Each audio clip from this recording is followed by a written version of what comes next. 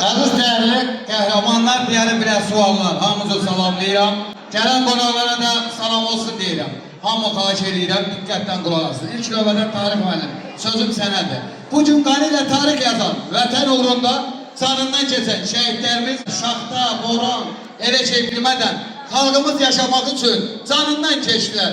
Bizlərin borcudur, onlar üçün saatlarla durmada, sənin Simonda bütün tamadalara da sözüm. Eğer deyirlərsə şəhid üçün bir dəqiqə suçluğa durmaq, canımız da çıxardırarıq, 10 saniye yok, bir dəqiqə. Hamının borcudur.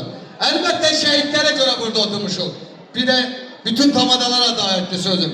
Şəhidləri bir dəqiqə deyirsə, bir dəqiqədə də hamını durğuzmalıdır. Çünki onlara görə rahat, sərbəst, azad əyləşirik.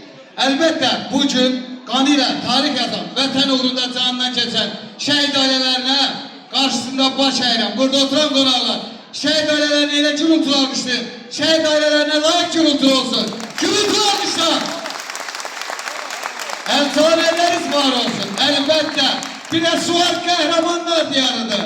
Bir de Suat deyəndə mübarizi, Orxanın Nihadı, Babəki, Rövşəni, Şəhriyarı, İqbalı, Ruslanı, Nicatı, Elçini, Cavidi ve bunların simasında cəm şəhidlərə görə oturmuşuq. Onlar olmasaydı ne siz ne de ben.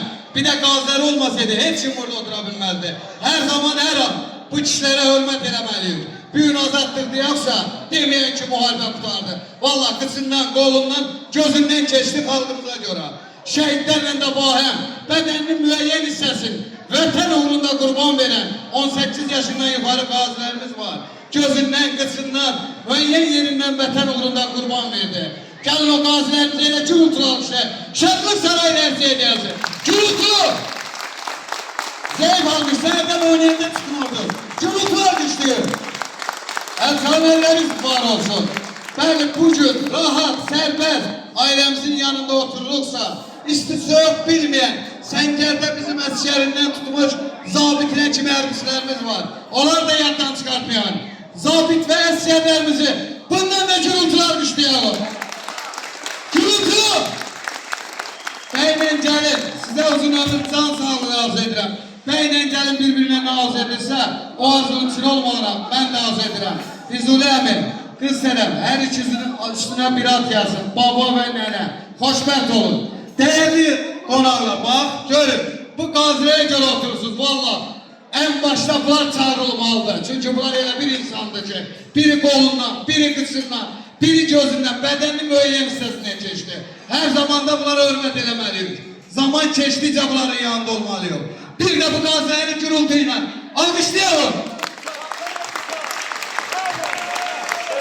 Çok sağ olun, elçilerin elleriniz var olsun. Qaziler, biz sizlere borçluyuz. Hərbiçilərə və şəhid ailələrine. Bütün tamadalar da bunu bilsin. Bütün sənətkarlar da evlerine çörəyə aparırlarsa, sizlere göre aparırlar. Bir dəqiqə nedir ki onu dura bilmirik? Bir dəqiqə deyim 10 saniye yok. Bir dəqiqə yok saatlerle de durarım. Allah şəhidlərimizi rəhmət